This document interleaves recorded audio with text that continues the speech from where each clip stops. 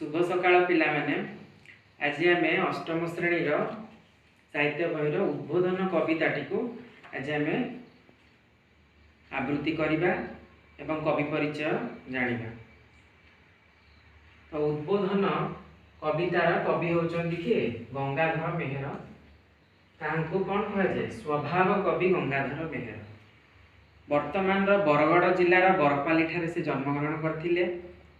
ओडिया साहित्यर आधुनिक जुगर कवि और लेखक मानक मध्य गंगाधर मेहर एक विशिष्ट स्थान अधिकार करथिले। इंदुमती, कीचकबद्ध, उत्कल लक्ष्मी, प्रणयवल्ली, तपस्विनी, अर्घ्यथाली, कृषक संगीत इत्यादि तांकर कौन केतोटी कविता।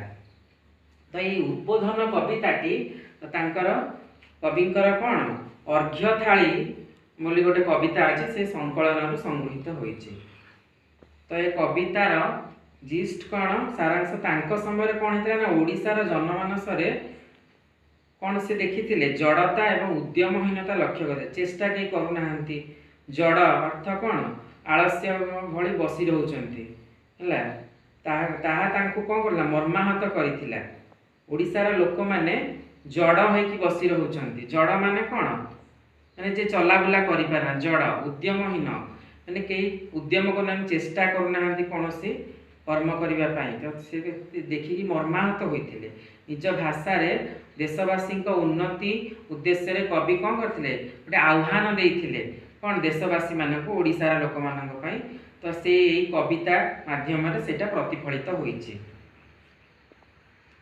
तो आम वर्तमान उद्बोधन कवितार किछि अंश आम वर्तमान कौन करबा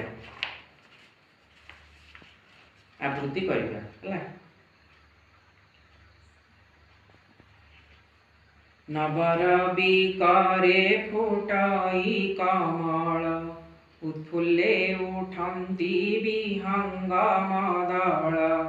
आहार विहार पाई तेजीपुर उड़ी जाई थांती केते केते दूर। महुमाछी मधु संचय लालसे बहु दूर वन पर्वते विलसे।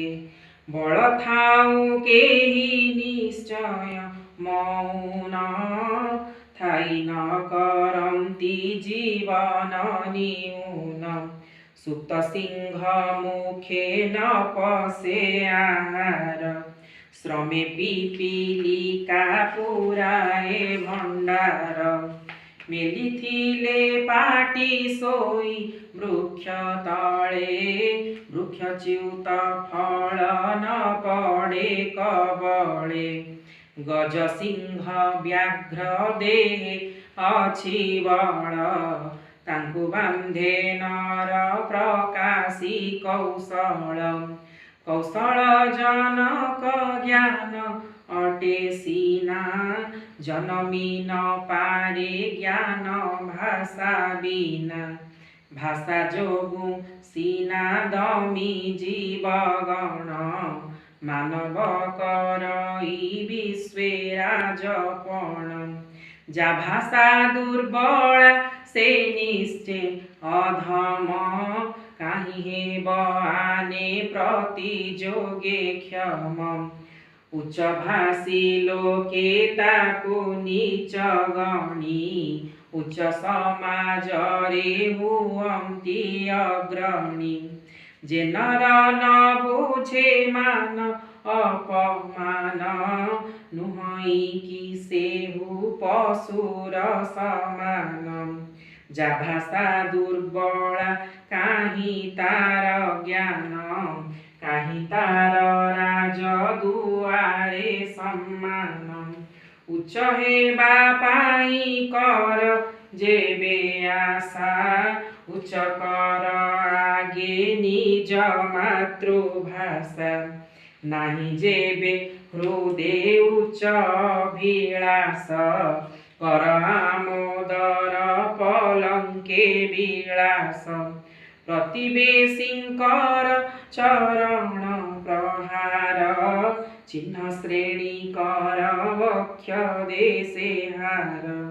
उच्च पद पाई डाकिले राजन केते जण छ तहिकी भाजन प्रतिवेशींकर सहित तुलना तहिरु बुझिबनि जे केड़े दिन करियछ पुणी मातृभाषाहीन मातृभाषा पोथी छुईबाकु करे अन्य केउ जाति लज्जा बोध करे उठ भाई उठ नवीन आलोके शोइथिले चाहि हसुथिबे लोके शुभ कर्म पथे हुआ अग्रसर चक्षु मिलिबाकु नाही अवसर चक्षु मलिबाकु नाही